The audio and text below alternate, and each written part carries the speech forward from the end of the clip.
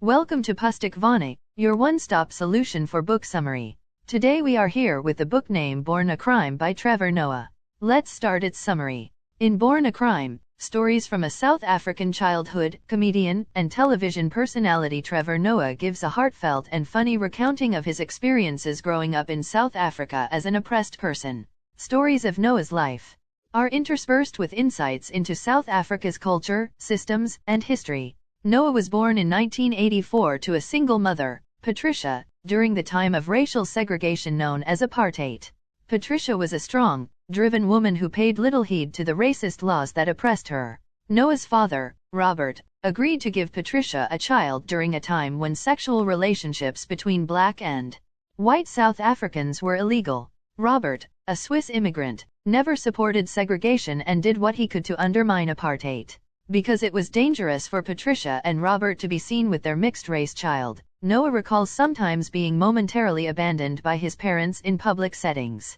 Dutch colonizers came to South Africa in the 1600s and used slave labor to run their farms on stolen land.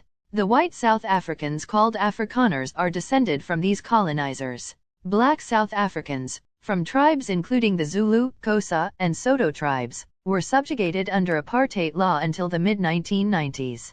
A third racial group emerged from the intermingling of the black and white South Africans, mixed race or colored.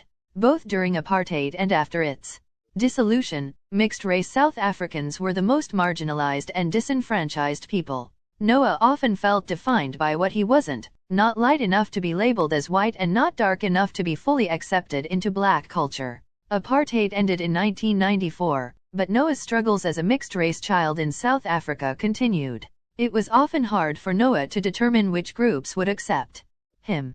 Patricia had always encouraged her son to read and think independently. She valued education and made sure that her son spoke multiple languages. Of the 11 official languages in South Africa, Noah could speak Zulu, Tsonga, English, and Afrikaans. This skill allowed him to move among different racial and cultural groups at school. Though Noah felt out of place in many social settings, his ability to talk and empathize with many different types of people served him well throughout his life. Even at a young age, Noah understood that the bullying he experienced from his mixed-race peers was likely a result of the self-hatred all mixed-race South Africans had been taught. Noah was a mischievous child, but Patricia believed in tempering her punishments with assurances to her son that she held him accountable because she loved him. Patricia knew that the world would not always be kind and generous to Noah, and she wanted to prepare him well. During his high school years, Noah acquired a small bootleg CD business from a friend. Noah soon found that he could make more money working with his friend Sizwe, who was from the poorer, crowded Johannesburg township called Alexandra, known to most residents as Alex. After graduation, Noah moved to Alex to expand his profits, with Sizwe's help.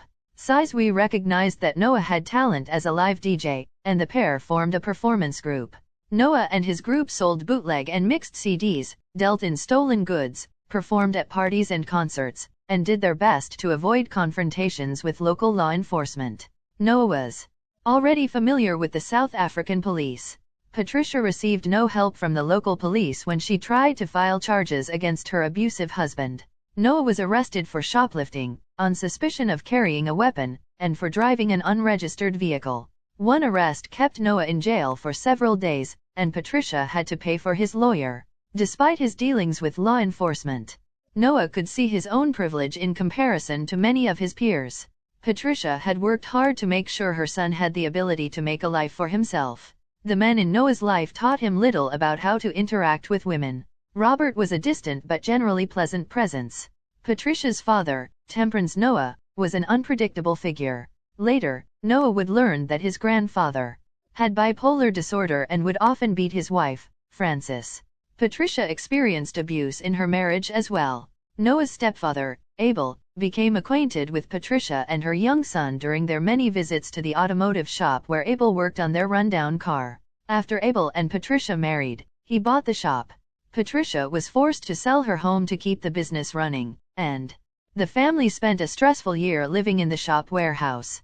Abel often came home drunk, and he began beating his wife. Once Abel had sons of his own, Noah's half-brothers Andrew and Isaac. Abel's hostility toward Patricia's oldest son grew. When Patricia learned that her violent husband had bought a gun, she helped Noah move out on his own.